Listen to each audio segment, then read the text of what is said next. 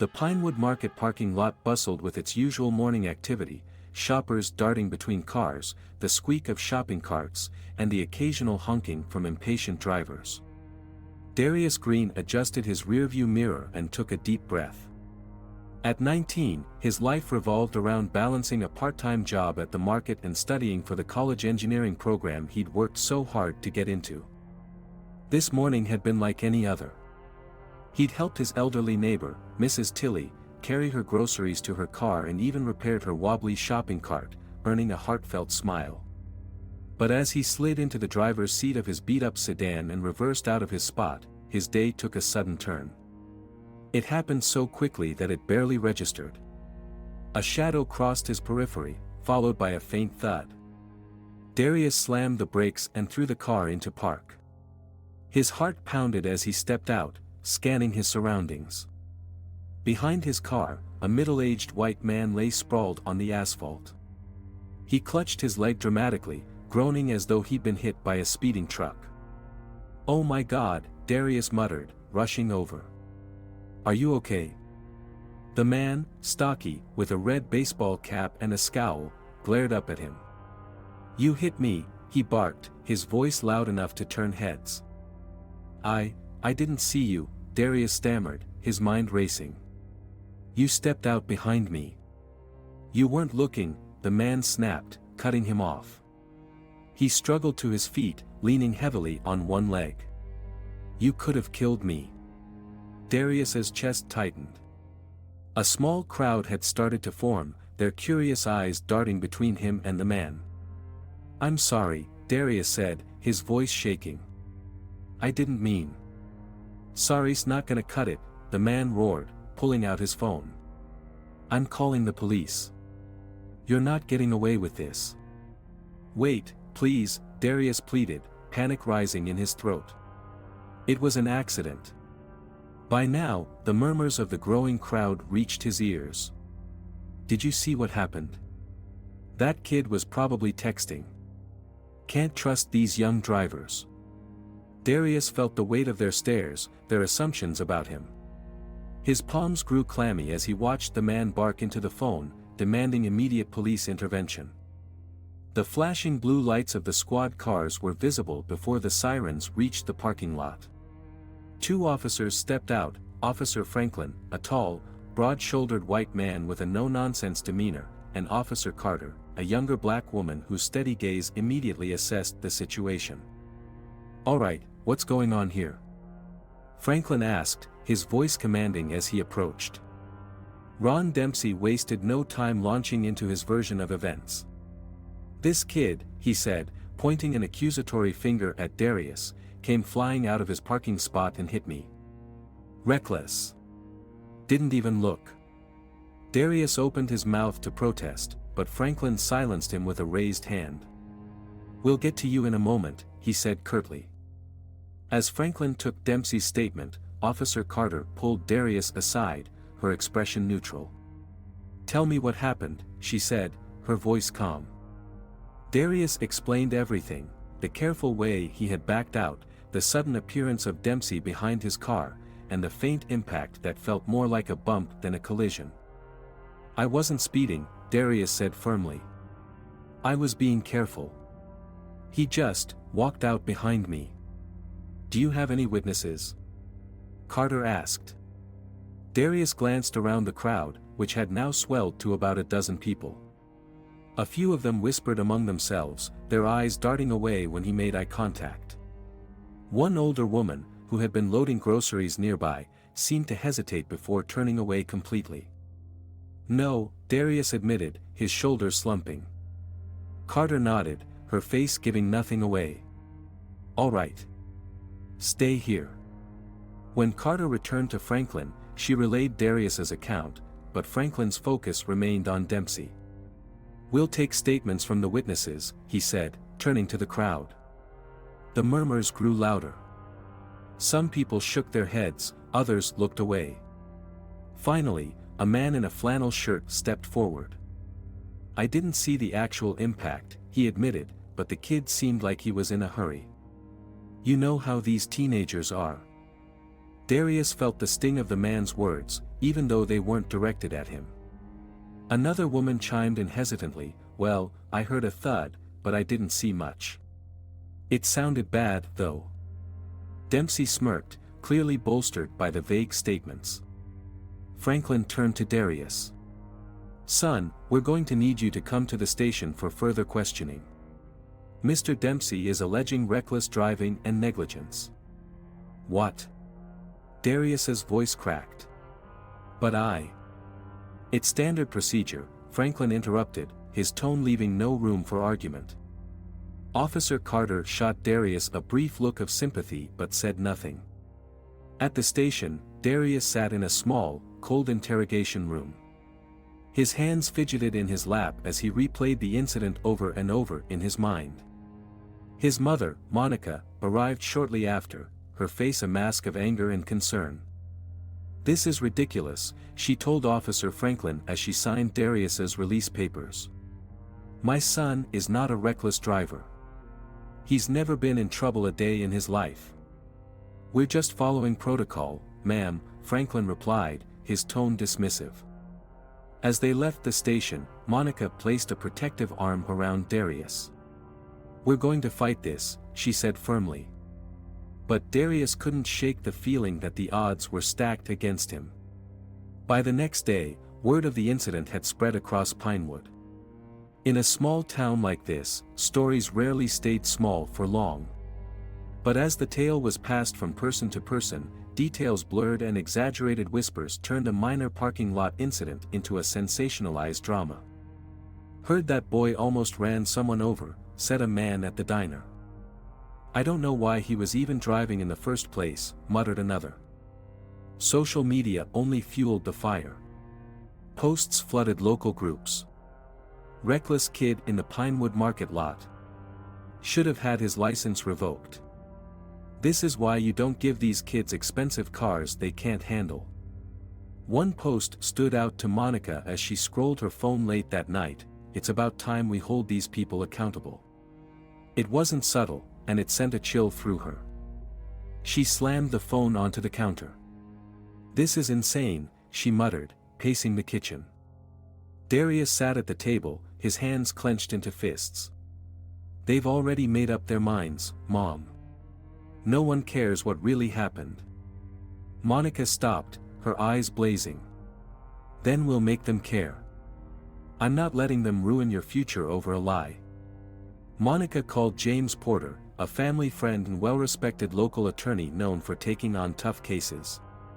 By the time Porter arrived at their home the next morning, Monica had already gathered every piece of documentation she could find: Darius's spotless driving record, character references from neighbors, and even his acceptance letter to the engineering program at State University. Porter flipped through the papers thoughtfully. "You've done your homework," he said with a smile.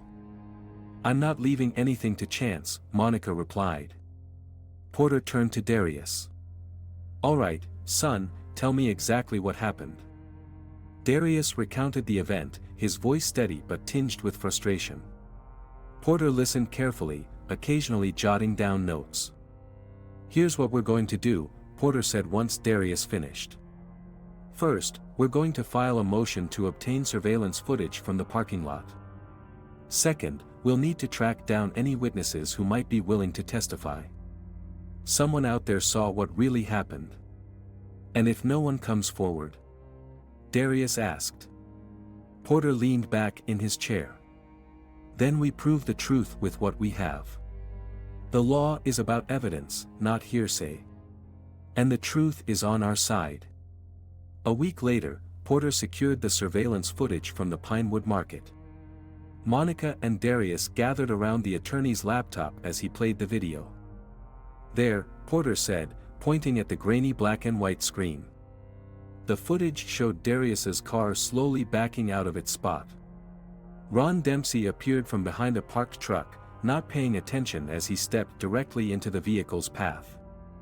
The car nudged him lightly, and he stumbled backward, clutching his leg with exaggerated drama. "This is it," Monica said, her voice triumphant. "This proves he wasn't reckless." Porter nodded. "It's a start. But we'll need more to make a solid case. Their breakthrough came 2 days later when a hesitant knock echoed at the Green family's front door. Monica opened it to find a familiar face, Elaine Jenkins, a retiree who often shopped at the same market. "I heard what's been going on," Elaine began nervously. "And I think it's wrong. I was there that day. I saw what happened." Monica's eyes widened. "You saw it?" Elaine nodded. "That man wasn't paying attention. He walked right behind the car, and the boy stopped as soon as he realized. It wasn't his fault. I didn't say anything at first because I didn't want to get involved, but now," she glanced at Darius. "It's not right, what they're doing to you." Darius felt a swell of gratitude. "Thank you, Mrs. Jenkins. It means a lot that you're willing to speak up." The weeks leading up to the court date were a whirlwind of preparation.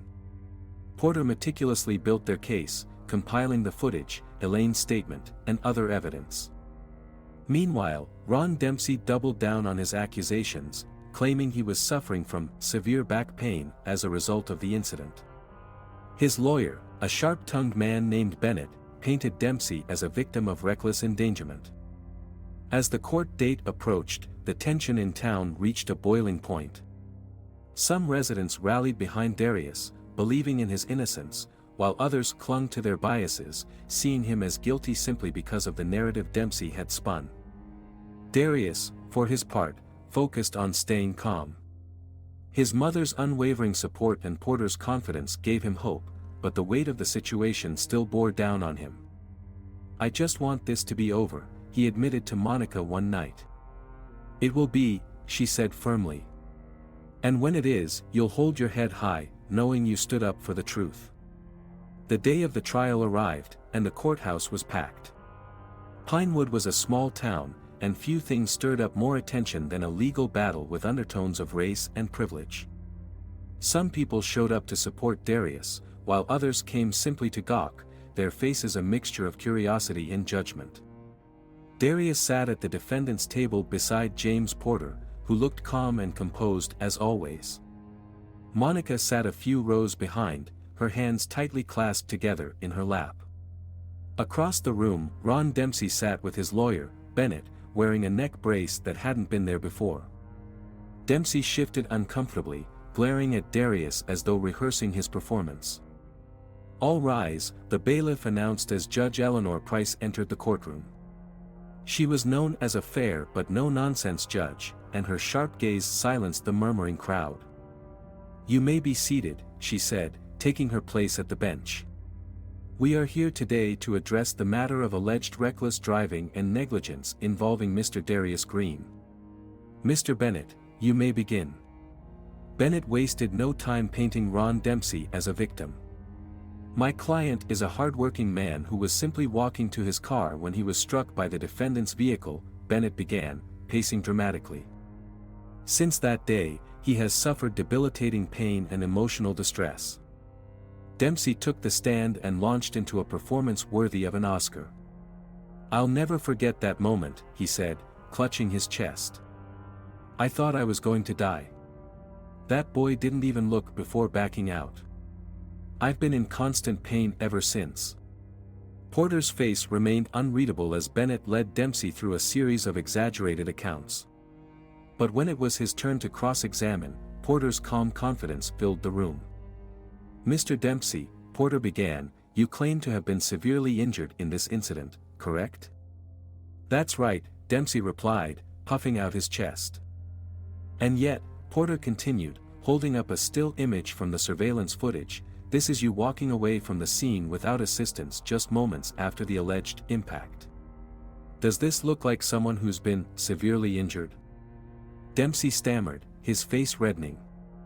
I was in shock. The pain came later." "Of course," Porter said, his tone dripping with skepticism. "And this neck brace you're wearing today, did your doctor prescribe that?" Dempsey hesitated.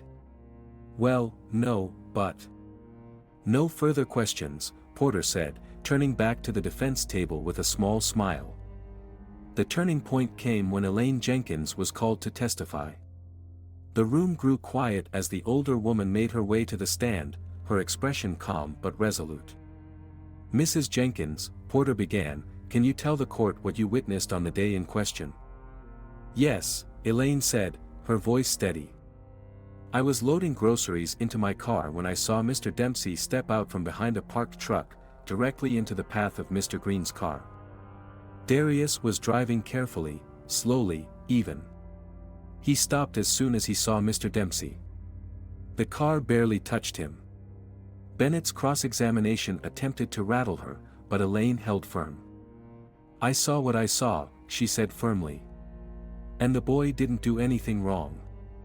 Finally, Porter introduced the surveillance footage. The courtroom watched intently as the grainy black and white video played on a large screen. The footage clearly showed Dempsey stepping behind Darius's car without looking and the vehicle nudging him lightly. "Your Honor," Porter said, addressing the judge, "this footage proves that my client was not reckless. It also casts doubt on the severity of Mr. Dempsey's claims. This was a minor incident, and Mr. Green should not be punished for simply being in the wrong place at the wrong time." After closing arguments, the courtroom fell silent as Judge Price reviewed the evidence. Darius held his breath, his hands gripping the edge of the table. After reviewing the testimony and evidence presented, Judge Price began, her voice steady, "It is clear that Mr. Green acted responsibly and that this incident was not caused by negligence or recklessness on his part. The case against Mr. Green is dismissed." The tension in the room broke as Monica let out a relieved sob.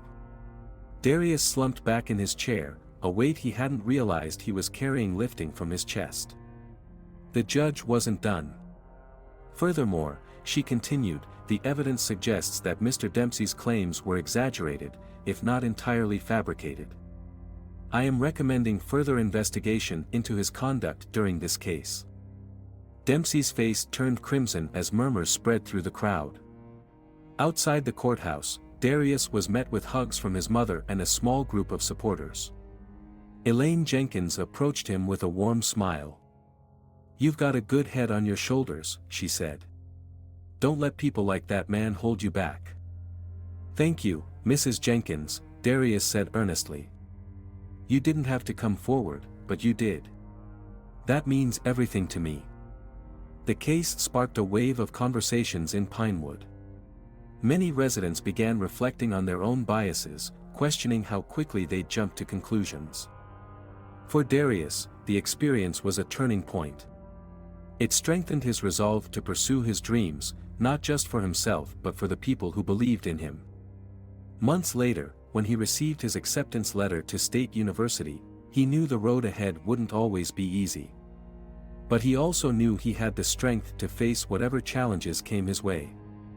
Months passed, but the events of that day in the parking lot left a lasting impression, not just on Darius but on the town of Pinewood itself.